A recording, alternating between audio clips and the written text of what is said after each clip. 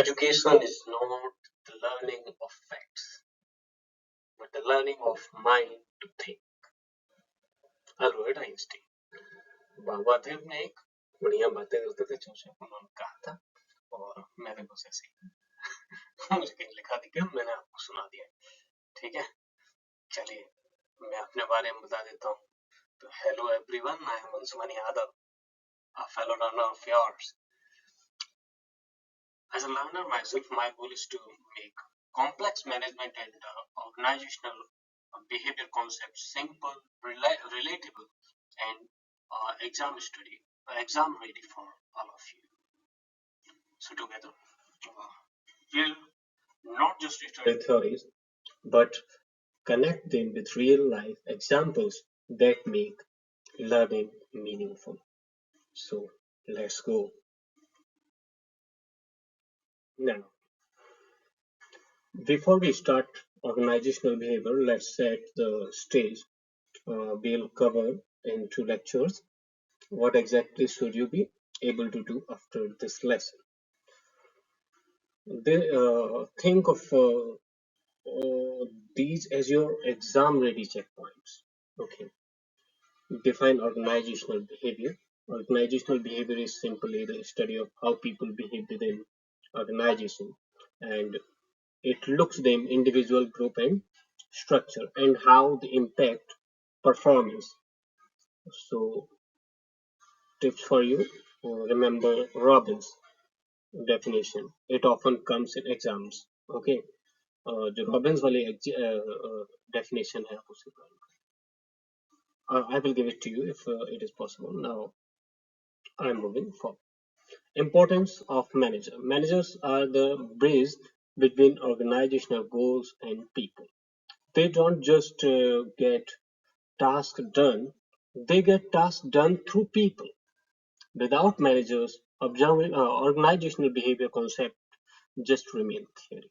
Managers apply them in real situations, functions, and managerial goals. We will cover FIO's 5 functions: planning, organizing, commanding, controlling, and coordinating and control. And men's work 10 rules. Think of this like the toolkit of every manager carries. Now we will go for the discipline controlling, contributing to organizational behavior. So there are 4 disciplines who creates uh, organizational behavior. It borrow from psychology, individual behavior, sociology, group behavior, anthropology, the culture, and political science, power and conflict. This makes organizational behavior rich and practical. Levels of organizational behavior. So we study organizational behavior at 3 levels: individual, group, and organizational level. Each level has unique challenges like motivation at the individual level, teamwork at the group level, and culture at the organizational level. And at the 6th point, I would like to tell you that challenges and opportunities we will learn about them. Organizational behavior isn't just theory. It helps managers to tackle real issues: globalization, workforce diversity, technology, stress, and employee engagement. The opportunity: better leadership and high productivity and satisfied employees. It is what we will be doing after uh, after the organizational behavior. So by the end of this lesson, you'll not only know what organizational behavior is, you will understand how it equips managers to handle people, process, performance in daily's dynamic business world. Okay, so let's go. English अच्छा है, mix use कर ले, ठीक है भाई, कर लेंगे. Let's go forward. चलिए शुरू करते हैं ऑर्गेनाइजेशनल बिहेवियर के बेसिक्स. एकदम बेसिक से शुरू करेंगे. अगर आपको ऑर्गेनाइजेशनल बिहेवियर समझ आया तो आपको ऑर्गेनाइजेशन के अंदर के लोगों के बिहेवियर को समझना और इजी हो जाएगा, और इसको हम सिंपल एग्जांपल से रिलेट करेंगे. ठीक है. So organizational behavior is the domain that deals with the understanding people's behavior within an organization. So keyword हमारा क्या है यहाँ, within an organisation and individuals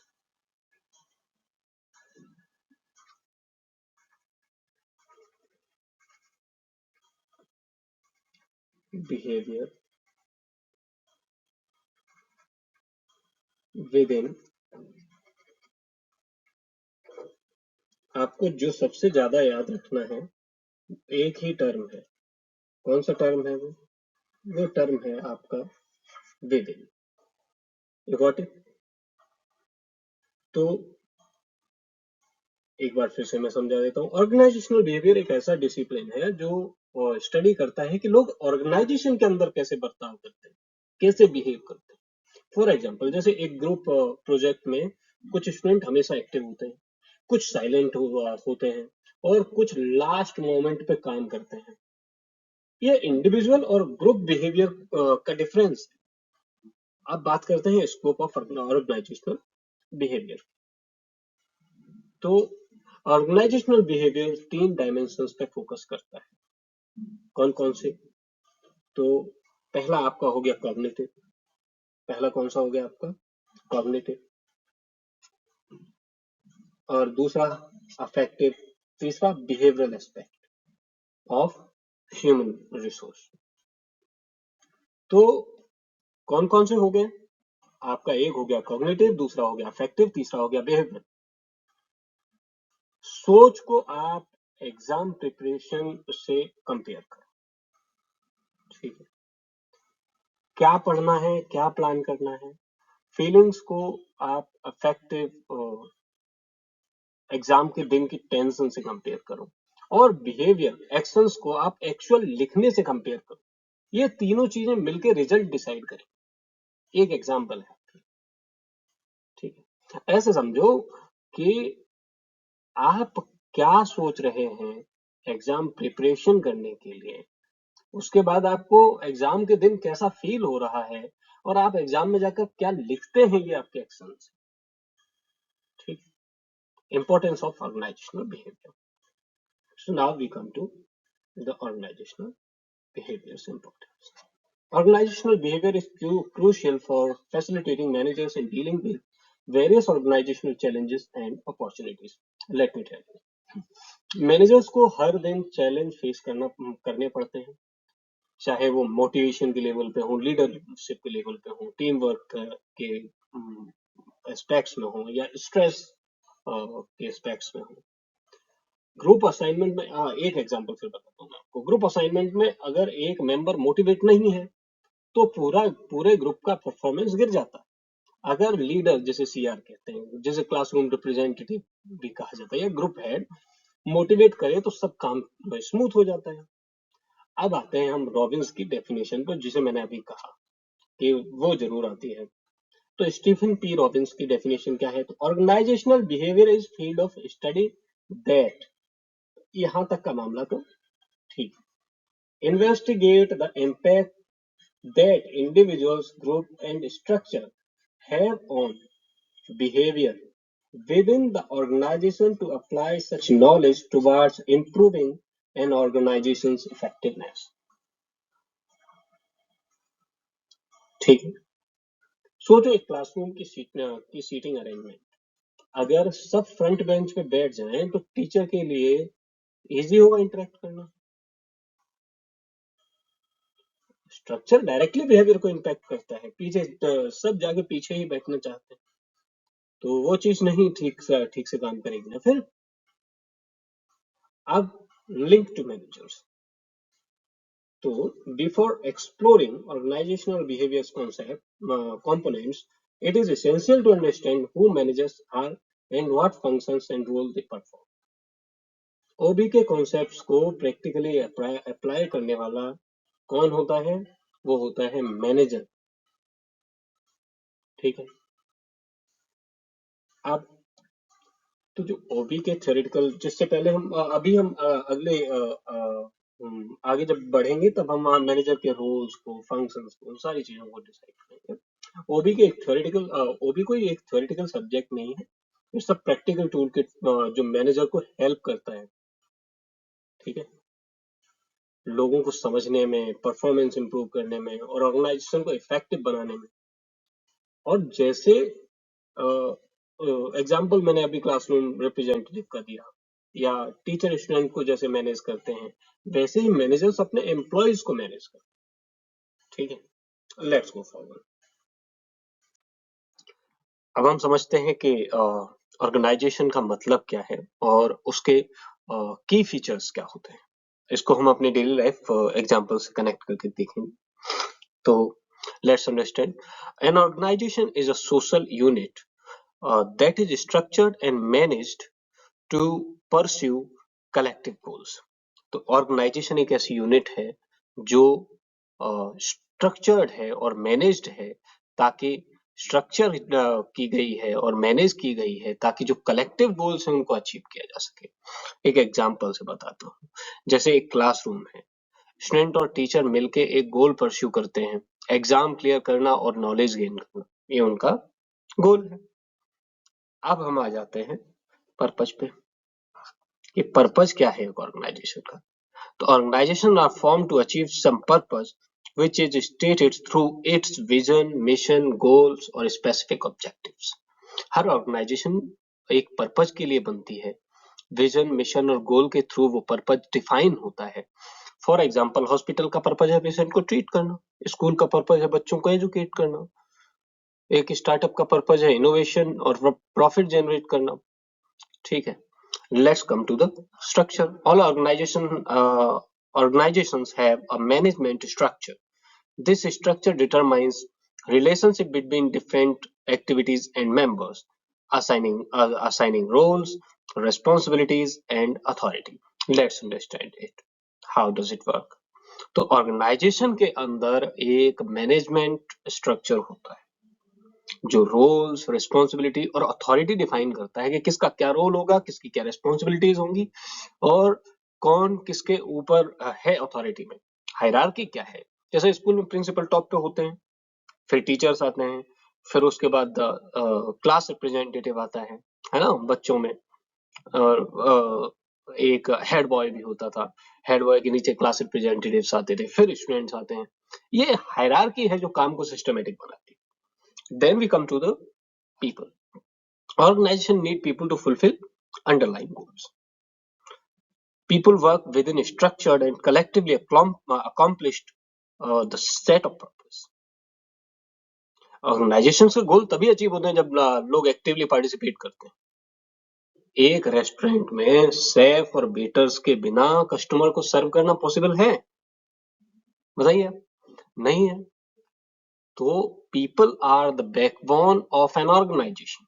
Now we come to the next point, that is organization are considered open system। They both affect and are affected by their external environment। तो organisation कैसे system है? Open system है, वो अपने environment को affect करते हैं और एनवायरमेंट से अफेक्ट होते हैं। एक एग्जांपल से समझाता हूं मैं। अगर एक company pollution control rules follow नहीं करती है तो एनवायरमेंट पर नेगेटिव इंपैक्ट पड़ेगा। और अगर गवर्नमेंट नए टैक्स लॉ लेके आती है जहां पे या एक ऐसा लॉ लेके आती है कि जो कंपनियां रूल्स को फॉलो नहीं करेंगी उन पर फाइन लगेगा, तो ये कंपनी के ऑपरेशन को अफेक्ट करेगा। तो कंपनी एनवायरमेंट को अफेक्ट करती है, एनवायरमेंट कंपनी को अफेक्ट करती है। Differences in purpose and structure. Now let's understand it. हर ऑर्गेनाइजेशन का पर्पज और स्ट्रक्चर अलग होता है। फॉर एग्जांपल, एनजीओ का पर्पज है सोशल सर्विस देना। एनजीओ का पर्पज क्या है? सोशल सर्विस देना। जबकि एक आईटी कंपनी का पर्पज प्रॉफिट अर्न करना होता है। एक आईटी कंपनी तो एनजीओ की तरह लोगों को सर्विस देती नहीं घूमेगी ना फ्री, उसका काम ही है इनोवेशन करना और प्रॉफिट जनरेट करना। Now we are coming to the next point. इसीलिए ऑर्गेनाइजेशन को समझना जरूरी है, क्योंकि हर ऑर्गेनाइजेशन एक पर्पज के लिए बनती है, एक स्ट्रक्चर के थ्रू चलती है और लोगों के बिना एग्जिस्ट नहीं करती। You got it? और जैसे हम अपने क्लासरूम में एक सिस्टम फॉलो करते हैं वैसे ही हर ऑर्गेनाइजेशन अपने एनवायरनमेंट के साथ इंटरेक्ट करती है। ठीक है, लेट्स गो फॉरवर्ड। अब बात आती है कि हम ये समझें कि मैनेजर्स के रोल को समझने के लिए एक चीज क्लियर होनी चाहिए कि मैनेजर अपने आप काम नहीं करता, बल्कि लोगों के थ्रू काम करवाता है, और इसके लिए इंटरपर्सनल स्किल्स सबसे इंपॉर्टेंट हो जाती है। कौन से स्किल्स? तो managers are the coordinators responsible for managing social units. These units help the organizations to achieve its goal. The manager, uh, to manage people effectively, a manager needs technical, human, and conceptual skills. कौन सी skills?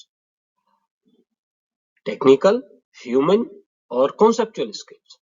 Historically एक बार हम इसी पे थोड़ी सी बात करें तो manager as coordinators, इस पॉइंट को एक बार डिस्कस कर लेते हैं। मैनेजर एज कोऑर्डिनेटर्स, तो manager are coordinators who are responsible for. तो मैनेजर एक कोऑर्डिनेटर होता है जो सोशल यूनिट्स को मैनेज करता है, और ये यूनिट्स ही ऑर्गेनाइजेशन के गोल्स अचीव करते हैं। जैसे एक क्रिकेट टीम के कैप्टन खुद बैटिंग या बॉलिंग कर सकता है, लेकिन उसका रोल टीम में कोऑर्डिनेट करना होता है ताकि मैच जीता जा सके। ठीक है, अब बात आती है स्किल्स की। यहां आ जाते हैं। तो स्किल्स जो मैनेजर के लिए रिक्वायर्ड हैं वो कौन कौन सी हैं? तो टेक्निकल स्किल्स की बात करते हैं। मैनेजर के पास 3 तरह की स्किल्स होनी चाहिए mainly. Technical skills, technical skills क्या है? स्पेशलाइज्ड नॉलेज, जैसे अकाउंटिंग, अकाउंटेंट को अकाउंटिंग रूल्स पता होने चाहिए। आगे बात आती है ह्यूमन की, इन्हें इंटरपर्सनल स्किल्स भी कहते हैं। ह्यूमन स्किल्स क्या है? लोगों के साथ कनेक्ट करना, मोटिवेट करना, कॉन्फ्लिक्ट रिजॉल्व करना, ये भी आना चाहिए। अब बात आती है कॉन्सेप्चुअल स्किल्स की। तो कॉन्सेप्चुअल स्किल का मतलब है बड़ी पिक्चर देख सकने की क्षमता, कॉम्प्लेक्स प्रॉब्लम्स को सॉल्व कर सकने की क्षमता,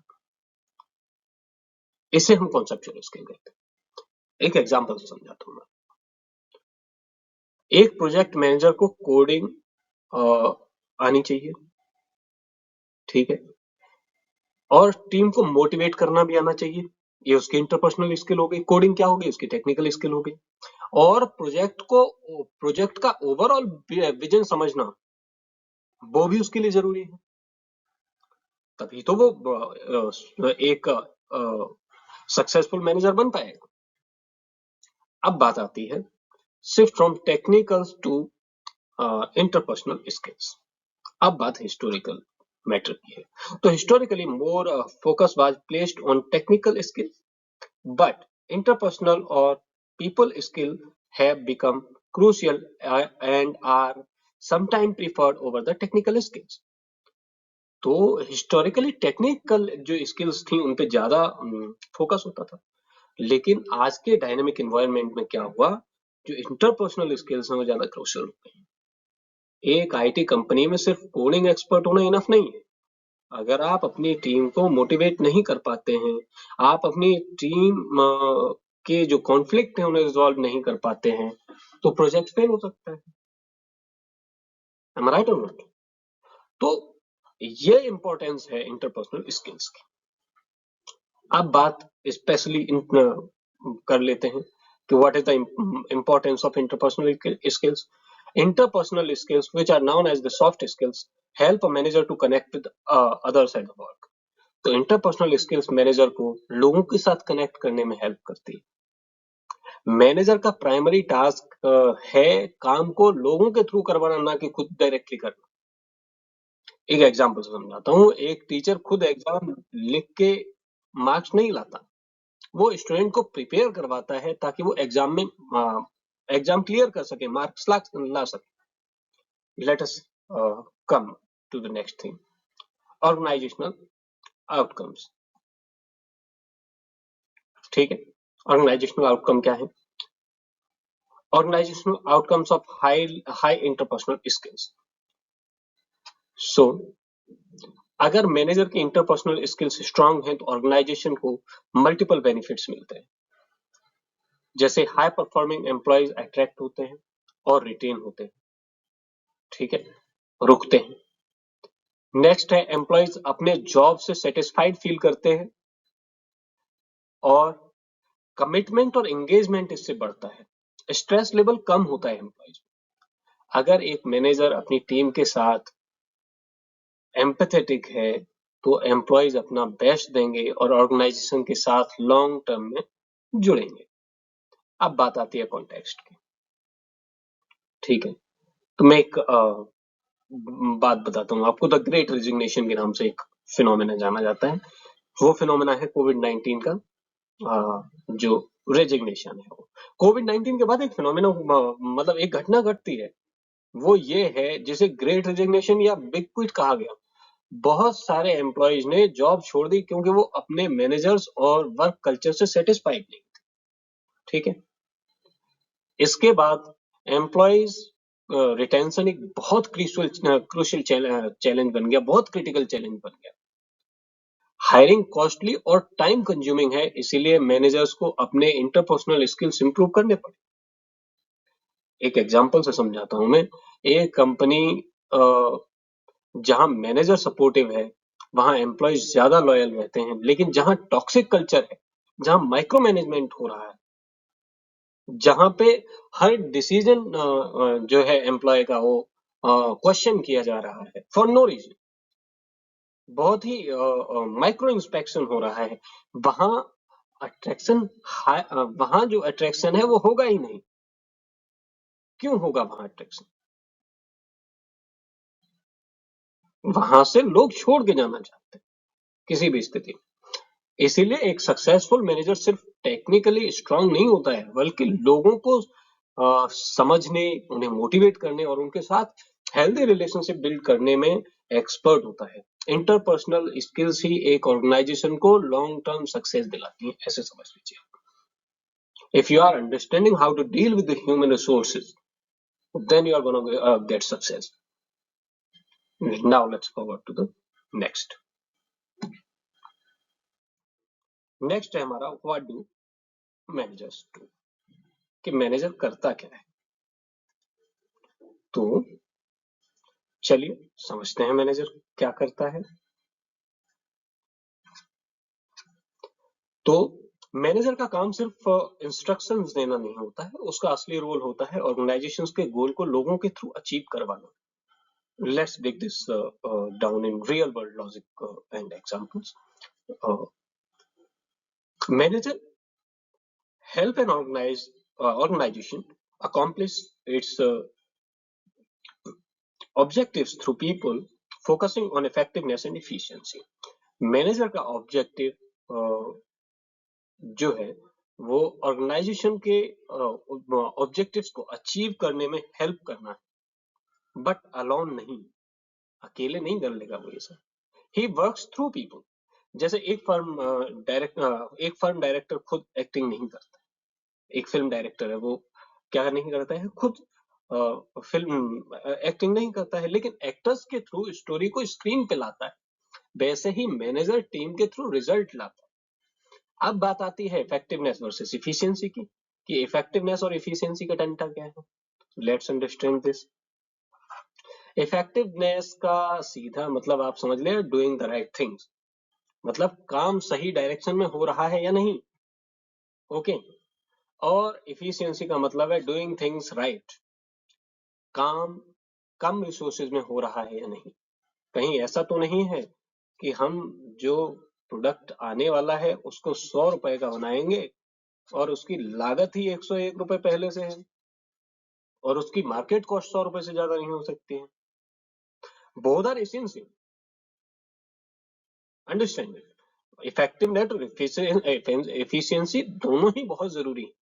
अगर एक स्टूडेंट, एक एग्जांपल में स्कूल पे लिख बताता हूँ, अगर एक स्टूडेंट सिलेबस के इंपॉर्टेंट टॉपिक पर फोकस करता है, ये क्या है, उसकी इफेक्टिवनेस है।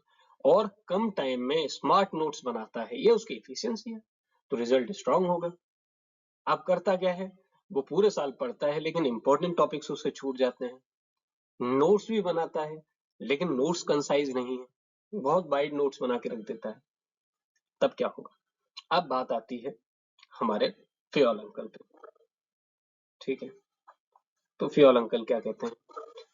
Management functions of Henry Fayol, he gave core 5 functions of management, ठीक है। उन्होंने कहा कि हेनरी फियोल ने 5 कोर फंक्शंस डिफाइन किए जो हर मैनेजर को परफॉर्म करने चाहिए। पहला है प्लानिंग, दूसरा है ऑर्गेनाइजिंग, तीसरा है कमांडिंग, चौथा है कोऑर्डिनेटिंग, पांचवा है कंट्रोलिंग। प्लानिंग में क्या है? प्लानिंग में गोल्स डिफाइन करना, स्ट्रेटजी बनाना और ऑब्जेक्टिव सेट करना, ये उसका पहला गोल है। क्या है? वो गोल डिफाइन करता है, स्ट्रेटजी बनाता है और ऑब्जेक्टिव सेट करता है। फॉर एग्जाम्पल, जैसे एग्जाम के लिए स्टडी प्लान बनाना, किस दिन क्या पढ़ना है, ये टीचर बताता है ना कि ये पढ़ के आना। अब आती है बात ऑर्गेनाइजिंग की। तो ऑर्गेनाइजिंग क्या है? एक स्ट्रक्चर क्रिएट करना, टास्क ग्रुप करना और रिपोर्टिंग रिलेशन डिजाइन करना। रिपोर्टिंग रिलेशन का मतलब है कि आप ऐसे समझिए, एक असिस्टेंट टीचर है, वो टीचर को रिपोर्ट करता है, टीचर प्रिंसिपल को रिपोर्ट करता है। एक स्कूल एग्जांपल्स का हमने इस वाली क्लास में खूब इस्तेमाल किया ना, एकदम। चलिए, समझ में आ गया? इसे क्या कहते हैं हम? इसको रिपोर्टिंग रिलेशनशिप कहते हैं। ग्रुप असाइनमेंट में रोल असाइन करना, ये कैसा एग्जांपल है कि कौन रिसर्च करेगा, कौन प्रेजेंटेशन बनाएगा, ये सब ऑर्गेनाइजिंग ही तो है। अब बात आती है कमांडिंग की। कमांडिंग क्या है? तो कमांडिंग प्लान्ड स्ट्रेटजीज, गोल्स और targets, directing and leading subordinates, communicating clear instruction and inspiring and motivating employees. Instruction देना, टीम को लीड करना और मोटिवेट करना, ये किसका, इस काम को क्या कहा जाता है? कमांडिंग कहा जाता है। जैसे क्लास रिप्रेजेंटेटिव होता था, ठीक है, वो अपने ग्रुप के लिए डेडलाइन या टॉपिक समझाता है, ये कमांडिंग है। अब बात आती है कोऑर्डिनेटिंग। कोऑर्डिनेटिंग में आप कोऑर्डिनेशन को ऐसे समझिए कि सब एक्टिविटीज को हार्मोनाइज करना ताकि कॉन्फ्लिक्ट ना हो और मोटिवेशन बना रहे। Crucial for harmonizing all activities to ensure they complement each other, thereby reducing conflict and stimulating motivation. अगर आप ग्रुप मेंबर्स अगर सब ग्रुप मेंबर्स अपना अपना पार्ट टाइमली कर लेते हैं, कंप्लीट कर लेते हैं उसे, तो प्रेजेंटेशन स्मूथली हो जाता है। लेकिन एक ने काम कर लिया है, दूसरा नहीं कर रहा है, दूसरा कह रहा है कि मैं तो कल करूंगा, आज तो मैं छुट्टी पर हूँ, ऐसे थोड़ी चलता है जी। फिफ्थ नंबर है कंट्रोलिंग। प्लान टारगेट्स को एक्चुअल परफॉर्मेंस से कंपेयर करना और करेक्टिव जो एक्शंस हैं, ठीक है, कैसे? periodically comparing targets with actual performance and taking corrective actions in case of any gap. अगर टेस्ट में मार्क्स कम आए हैं तो स्टडी की स्ट्रेटजी रिवाइज करना, ये कौन सा काम है? ये कंट्रोलिंग। मैनेजर का रोल डायनामिक है। कैसा है? डायनामिक है। वो प्लानर भी है, लीडर भी है, कोऑर्डिनेटर भी है। और सबसे इंपॉर्टेंट बात, वो काम खुद नहीं करता है बल्कि टीम के थ्रू करवाता है। ऑर्गेनाइजेशन बिहेवियर के प्रिंसिपल्स को ये सब फंक्शंस इफेक्टिवली परफॉर्म करने में हेल्प करते हैं। I hope you got it. Let's forward, थोड़ा सा और है बस। मैनेजर का काम सिर्फ प्लानिंग और कंट्रोलिंग तक लिमिटेड नहीं है। हेनरी मिंटवर्ग ने जो रूल दिए, हेनरी मिंटवर्ग ने मैनेजर के रियल वर्ल्ड रोल्स को 10 कैटेगरी में डिवाइड किया। ये रोल्स एक मैनेजर के डेली काम को रिफ्लेक्ट करते हैं। मिंटवर्ग के 3 ब्रॉड कैटेगरीज हैं उनकी। एक है इंटरपर्सनल रोल्स। पहला कौन सा है आपका? Interpersonal roles. Let's understand it. Interpersonal role में क्या आता है? आपका फिगर हेड, लीडर और लाइजन आता है।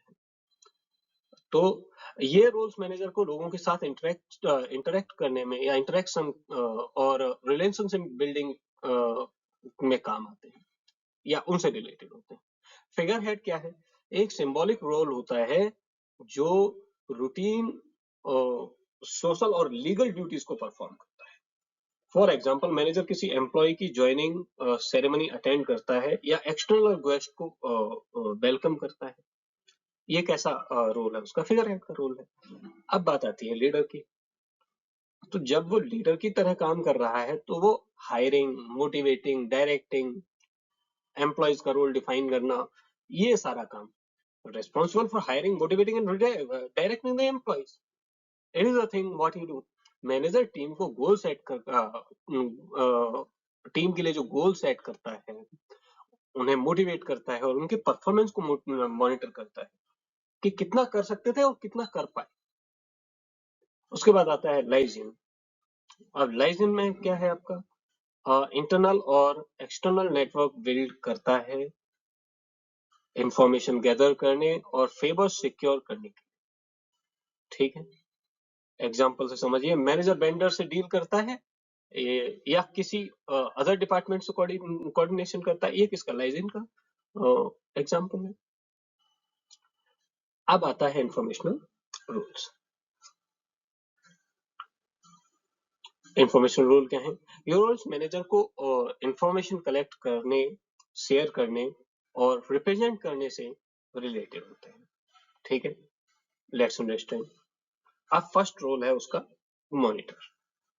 फर्स्ट रोल क्या है? Monitor collects information through various sources analysing the internal and external environment.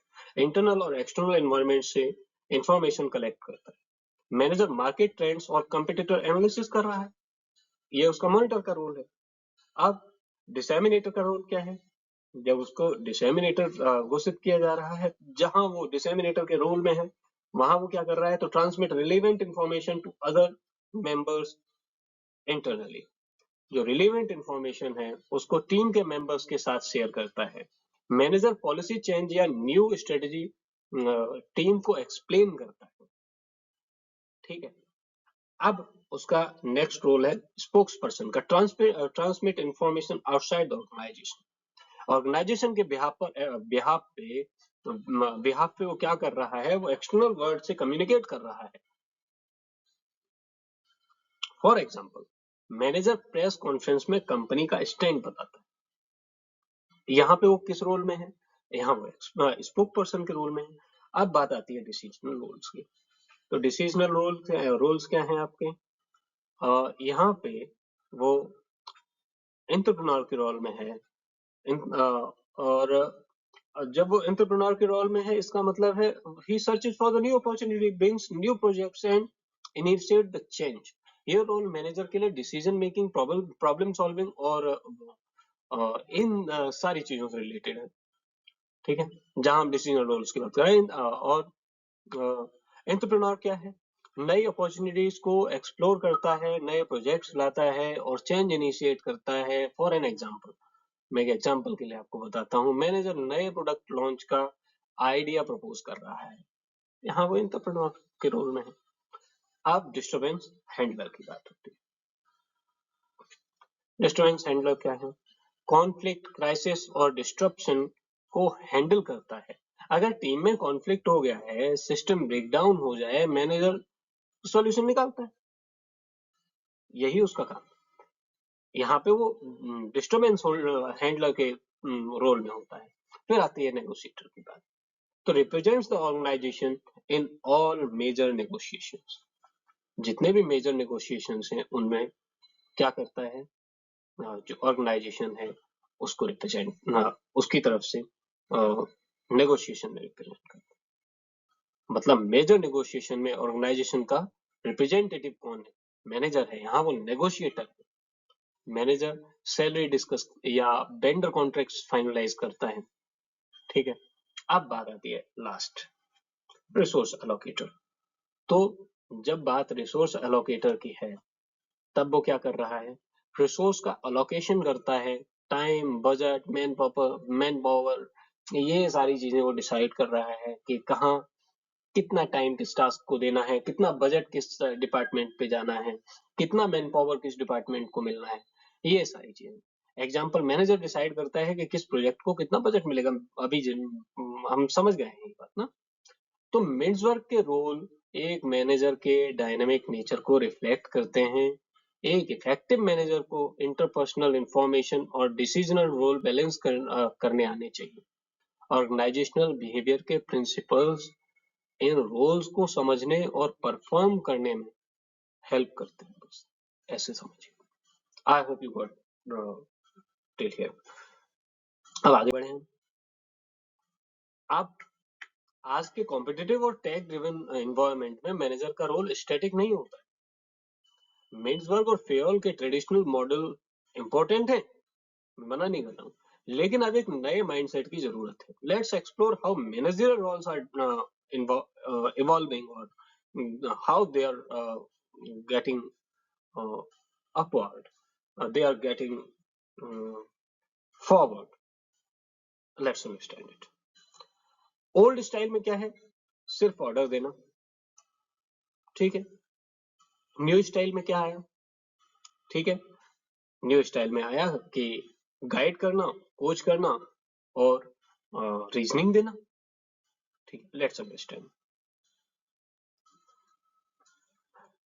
From here, from directing to instructive, moving beyond simply giving direction to, especially with the emergence of AI and new roles. अब second, restrictive से कैसा हुआ? Expensive हुआ। पुराना जो manager था वो micro management करता था और बहुत कंट्रोल्ड एनवायरनमेंट में एम्प्लॉइज को काम करवाता था। अब नया स्टाइल क्या है? वहां डेलीगेशन और ट्रस्ट है।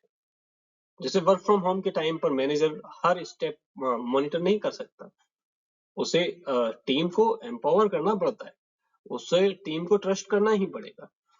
अब बात आती है आपके थर्ड पॉइंट की, फ्रॉम एक्सक्लूसिव टू इंक्लूसिव। अब एक्सक्लूसिव वर्सेस इंक्लूसिव, मतलब ओल्ड स्टाइल वाला क्या था? डिसीजन सिर्फ टॉप मैनेजमेंट लेता था। अब नया मैनेजमेंट स्टाइल क्या है? एम्प्लॉयज को भी इन्वॉल्व किया जाता है कि आप बताएं, आप अपना आइडिया रखें।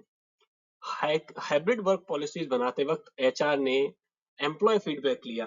ये एक इंक्लूसिव अप्रोच है। समझ में आ गया? जबकि ओल्ड स्टाइल में क्या होता? ओल्ड स्टाइल में एक दिन मैनेजर उठता है और आके वो डिसाइड करता है कि कल से ऑफिस का time morning 7 AM to evening 7 PM है, ठीक है। और अब सारे लोग इसी पे काम करें। अब आया नया, from repetitive to innovative. Old style में क्या है? रूटीन फॉलो करना। न्यू स्टाइल में क्या है? इनोवेशन को इंकरेज करना। एक एफएमजीसी मैनेजर नए पैकेजिंग आइडिया प्रपोज करता है ताकि प्रोडक्ट स्टैंड आउट करे। नेक्स्ट है आपका प्रॉब्लम सॉल्वर टू चैलेंजर। पहले क्या है? जब प्रॉब्लम आए तब सॉल्व करो। अब नया स्टाइल क्या है? प्रोडक्टिवली एंटिसिपेट करो और अपना और प्रिपेयर रहो, तैयार रहो कि प्रॉब्लम आने वाली। ओल्ड स्टाइल में ऐसा नहीं है, जब प्रॉब्लम आएगी तो सॉल्व करें। फॉर एग्जाम्पल, सेल्स ड्रॉप होने से पहले ही मैनेजर मार्केट ट्रेंड एनालाइज करता है। ये न्यू स्टाइल है। पुराने टाइम में क्या होता था कि जब सेल गिरने लग गई है तब देखा जा रहा है कि सेल गिर रही है, पता करिए कैसे इसे सही किया जाए। अब बात आगे employer to entrepreneur. Let's understand it. Old style क्या है? ऑपरेशंस मेंटेन करना। नया स्टाइल क्या है? ग्रोथ माइंडसेट अडॉप्ट करना। फॉर एग्जाम्पल, मैनेजर सिर्फ टीम मैनेज नहीं करता है, वो नए बिजनेस आइडियाज भी प्रपोज करता है। मैनेजर का रोल अब ट्रांसफॉर्मर का हो गया है, जो टीम को एम्पावर करता है, चेंज को भी लीड करता है और इनोवेशन को भी ड्राइव करता है, ठीक है। ऑर्गेनाइजेशनल बिहेवियर के कॉन्सेप्ट इस ट्रांजिशन को समझने और अप्लाई करने में हेल्प करते हैं, ठीक है। Let's go for the next. अब बात आती है मैनेजरियल स्किल्स की। तो मैनेजरियल स्किल्स को अब यहाँ थोड़ा सा डिटेल में हम समझ लेंगे कि क्या मामला है। Let's understand. तो according to Robert L Katz, किसने दिया? रॉबर्ट एल कार्स ने दिया। ठीक है। Manager needs three types of skills or three skills to accomplish their goals. First one is technical skills. Employees' ability to apply specific knowledge to expertise while performing the given task. ये skill specialised knowledge और expertise से related होती हैं जो किसी specific task को perform करने के लिए चाहिए। ये स्किल्स एजुकेशन, क्वालिफिकेशन और जॉब एक्सपर्टीज से डेवलप होती है। फॉर एग्जाम्पल, एक ऑडिट फर्म के मैनेजर को accounting fundamentals, Indian accounting standards और ऑडिट प्रोसीजर्स का नॉलेज होना चाहिए। ठीक है। अब हम यहाँ से आगे बढ़ते हैं। बात आती है ह्यूमन स्किल्स की। तो ह्यूमन स्किल्स क्या है? The primary responsibility of manager is to communicate and coordinate the work between employees. Manager का मेन रोल होता है लोगों के बीच में काम को कोऑर्डिनेट करना, और इसके लिए इंटरपर्सनल स्किल्स होना जरूरी है। ठीक है। Let's understand how. ये स्किल्स मैनेजर को मोटिवेट करने, लीड करने और इफेक्टिव जो कॉन्फ्लिक्ट हैं उनको इफेक्टिवली रिजॉल्व करने में हेल्प करती है। एक ऑडिट मैनेजर को टीम के साथ कम्युनिकेट करना, सुनना, मोटिवेट करना और कोऑर्डिनेशन बनाना आना चाहिए। इवन इफ उसके टेक्निकल स्किल्स स्ट्रांग है, that's a very good thing. अब बात यहां से हम लेके चलते हैं कॉन्सेप्चुअल स्किल्स की। तो the mental ability to deal with complex problems, ये मेंटल एबिलिटी होती है जो कॉम्प्लेक्स प्रॉब्लम्स को समझने और रिजॉल्व करने की। कौन सी एबिलिटी है ये एबिलिटी है किसी प्रॉब्लम को समझने और सॉल्व करने की। आज के वूक का एनवायरनमेंट में, जिसे हम वॉलेटाइल, अनसर्टेन, कॉम्प्लेक्स और एम्बिगियस एनवायरनमेंट कहते हैं, सिर्फ पास्ट एक्सपीरियंस पे रिलाय करना काफी नहीं है। मैनेजर को एनालाइज करना है और ऑप्शंस जनरेट करना और बेस्ट अल्टरनेटिव्स चूज करना आना चाहिए। क्या क्या आना चाहिए? कहाँ जरूरत है? Necessary due to the highly VUCA क्या है? Volatile, uncertain, complex and ambiguous organizational environment where relying on the past knowledge is not sufficient. Okay, these skills involve analyzing the problem, generating options and choosing the best alternatives. ठीक है। जैसे pandemic के time पे जब client specific queries unpredictable थी, तब conceptual skills ने manager को राइट डिसीजन लेने में हेल्प किया। एक इफेक्टिव मैनेजर वो होता है जिसके पास टेक्निकल नॉलेज हो, लोगों के साथ काम करने की इंटरपर्सनल एबिलिटी हो और कॉम्प्लेक्स सिचुएशन को हैंडल करने की कॉन्सेप्चुअल क्लैरिटी हो। ऑर्गेनाइजेशनल बिहेवियर के जो प्रिंसिपल्स हैं वो इन स्किल्स को डेवलप करने में मदद करते हैं। I hope you understood it. Now, अभी तक हमने मैनेजर्स के रोल, स्किल्स और fundamental concept of organisational behaviour को डिटेल में समझा है, लेकिन लेक्चर ये यहीं खत्म नहीं होता है। नेक्स्ट पार्ट आ जाएगा जल्दी ही, और नेक्स्ट पार्ट में हम और भी इंपॉर्टेंट टॉपिक्स कवर करेंगे, जैसे मैनेजरियल एक्टिविटीज, इफेक्टिव और सक्सेसफुल मैनेजर में क्या डिफरेंट है, ऑर्गेनाइजेशनल बिहेवियर क्या है, ठीक है, और मेजर डिसिप्लिन कौन से हैं जिनके कंट्रीब्यूशन से ऑर्गेनाइजेशनल बिहेवियर बना है, वो लेबल कौन से हैं जिन पे ऑर्गेनाइजेशनल बिहेवियर एनालाइज करता है। ठीक है। तो वो लेवल 3 हैं, मैंने ऑलरेडी बता दिया, इंडिविजुअल लेवल है, ग्रुप लेवल और ऑर्गेनाइजेशन लेवल है। चैलेंजेस और अपॉर्चुनिटीज क्या है ऑर्गेनाइजेशनल बिहेवियर की, वो आया क्यों है, उसकी एग्जिस्टेंस क्या है ऑर्गेनाइजेशनल बिहेवियर की।